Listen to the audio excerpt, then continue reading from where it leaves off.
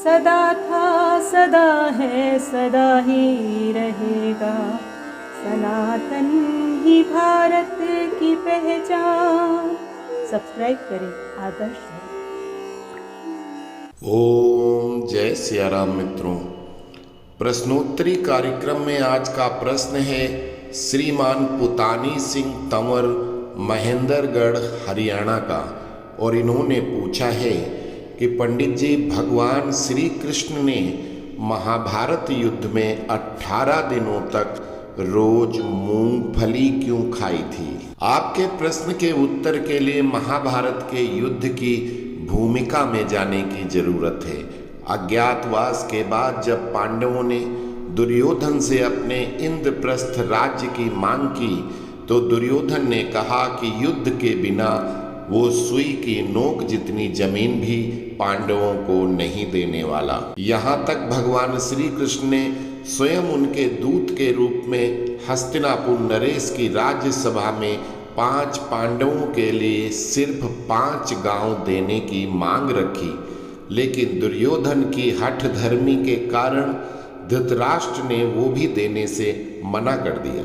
अतः फिर युद्ध होना निश्चित हो गया और दोनों पक्ष युद्ध के लिए सभी राजाओं को अपनी अपनी तरफ से युद्ध करने के लिए बुलाने लगे। दोनों ही पक्ष अपनी बात उनके समक्ष रखते और वो अपनी नैतिक जिम्मेवारी हस्तिनापुर राज्य के या पांडवों के साथ या विरोध में युद्ध के लिए स्वीकृति देते थे। कृपया आप हमारे वीडियो महाराज पांडु की दिग्विजय यात्रा के संदर्भ लें, जिसमें उन्होंने जितने राज्य जीते थे उनमें से कुछ राज्य उन्होंने हस्तिनापुर में मिला लिए थे, कुछ को स्वतंत्र छोड़कर उनसे युद्ध की स्थिति में हस्तिनापुर के साथ रहने का करार या समझौता किया था। अतः बहुत से राजा जो पांडवों को धर्म पर चलने, उनको सही मानते हुए भी बेचारे दुर्योधन की तरफ से युद्ध करने को विवश थे।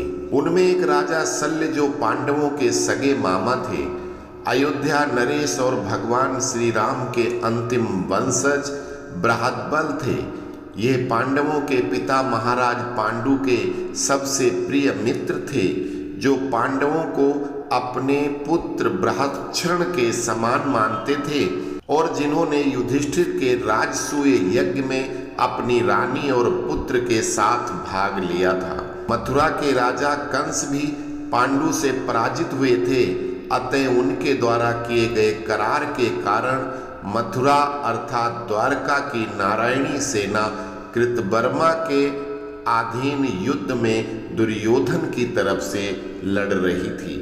कुछ राजा जिनकी हस्तिनापुर या इंद्रप्रस्थ से न दोस्ती थी न दुश्मनी, वो लोग खुद को युद्ध से अलग रख सकते थे। उनमें से महाबली रुक्मी, जो भगवान कृष्ण के साले और देवी रुक्मणी के भाई थे, उन्होंने युद्ध में भाग न लेने का निर्णय लिया। भगवान श्री कृष्ण और बलराम ने युद्ध न करना पड़े, इसलिए द्वारका की सेना के पदों से त्याग पत्र दे दिया था और व्यक्तिगत निर्णय लिए थे। एक तो तीर्थ यात्रा पर चले गए और दूसरे ने शस्त्र न उठाने की शपथ के साथ अर्जुन के सारथी बन गए। ऐसे ही आधुनिक काल में कर्नाटक के उडुपी शहर, जो उस समय में उडुपी राज्य था, के राजा स्वाधीन थे। दोनों की तरफ से मदद के लिए प्रार्थना गई थी उनके पास और वो सेना के साथ कुरुक्षेत्र में आए। लेकिन जब उन्होंने देखा कि यहाँ तो सेनाओं के सागर हैं, तो उन्होंने श्री कृष्ण और भीष्म पितामह की उपस्थिति में दुर्योधन और युधिष्ठिर दोनों से पूछा कि इतने लोग तो बुलाए, जब युद्ध होगा तो इनके भोजन का प्रबंध कैसे करोगे? तुम दोनों भाई हो और भाइयों के बीच युद्ध होना ही नहीं चाहिए था, लेकिन अगर युद्ध ठहर ही गया है तो क्या ये सभी भूखे युद्ध करेंगे? अतः मैं अपनी सेना के साथ दोनों दलों के भोजन का प्रबंध अपने हाथ में लेता हूँ। हमारी सेना के सभी सैनिक और मैं स्वयं श्वेत सफेद पोशाक में रहेंगे और सफेद पोशाक वाले सैनिक नहीं अपितु सेवक का काम करेंगे, अतः कोई उन पर प्रहार नहीं कर सकता। दोनों पक्षों ने इस बात से हर्षित होकर सहमति दे दी। सफेद रंग का झंडा, सफेद कपड़ा, तभी से शांति का रंग निर्धारित कर दिया गया। पितामह भीष्म बोले कि राजन, आपने हम सभी का हृदय जीत लिया। आपके कुशल प्रबंधन से सभी मेहमानों मेजबानों को भोजन और चिकित्सा संबंधी दायित्व से दोनों पक्ष संतुष्ट हो गए हैं। फिर विनोद में भगवान कृष्ण से बोले, माधव, सफेद रंग के कपड़े तो मैं भी पहनता हूँ, इसलिए हे माधव, क्या मेरे ऊपर भी लोग प्रहार नहीं करेंगे? माधव ने कहा, मुझसे क्यों पूछ रहे हो? मैं तो निशस्त्र हूँ, मैं किसी को भी कैसे मार सकता हूँ? वैसे आप सफेद कपड़े पहनोगे, लेकिन आपका मुकुट, कवच, अस्त्र शस्त्र ये तो रंगीन होंगे। भक्त भगवान के हास्य विनोद को सुनकर सभी उपस्थित लोग हंसने लगे। युद्ध शुरू हुआ। पहले दिन सबका खाना बना। शाम को कितने लोगों का खाना बनाया जाए कि अन्न खराब न हो, अतः राजा ने अपने इष्ट देव साक्षात भगवान श्री कृष्ण को याद किया। भगवान आ गए और वहां पर रखी हुई मूंगफली खाने लगे। उन्होंने 31 मूंगफली खाई, जिनके छिलके गिनकर राजा ने 31,000 लोगों का भोजन कम बनवाया और भोजन बिल्कुल सही निकला, न कम न ज्यादा। अतः प्रत्येक शाम को कृष्ण जी को राजा याद करते थे। वो राजा से गप्पे मारते हुए मूंगफली खाते थे। उनकी एक मूंगफली का मतलब 1000 लोग थे, अर्थात अगर उन्होंने 50 मूंगफली खाई, इसका मतलब आज 50,000 लोग मारे गए। इस तरह पूरे 18 दिन भगवान कृष्ण युद्ध बंद होने के बाद मूंगफली खाकर मरने वालों की संख्या बताते थे और अन्न की बर्बादी बचा देते थे। बचे हुए लोगों को खाना दिया जाता था। युद्ध समाप्ति के बाद जब युधिष्ठिर सिंहासन पर बैठे और उन्होंने भोजन प्रबंधन के लिए उडुपी नरेश की तारीफ करते हुए, धन्यवाद करते हुए यह कार्य इतनी कुशलता से कैसे किया, ये पूछते हैं, तो उडुपी नरेश इस राज से पर्दा हटाते हैं कि इसमें मेरा कोई रोल नहीं है।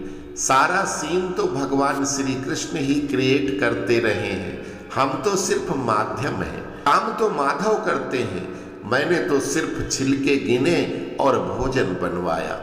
अपने आराध्य की आज्ञा मानी।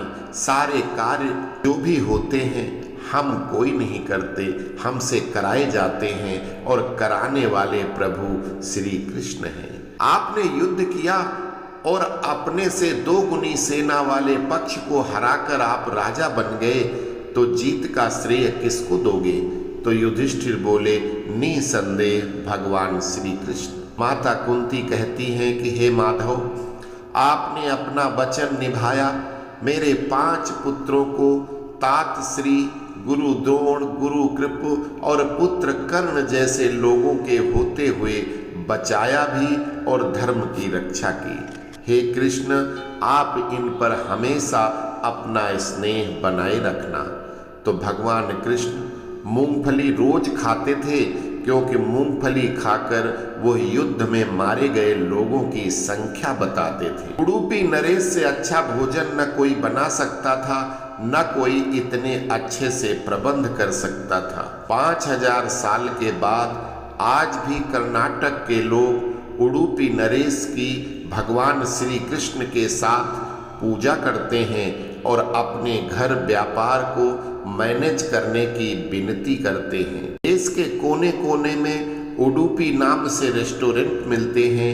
ये सभी उन्हीं उडुपी नरेश के सेना के वंशज अपने कार्य को बराबर आगे की पीढ़ी को हस्तांतरित करते चले आ रहे हैं। उम्मीद करता हूँ कि आपके प्रश्न का सही उत्तर मिल गया होगा। अस्तु। जय श्री कृष्ण।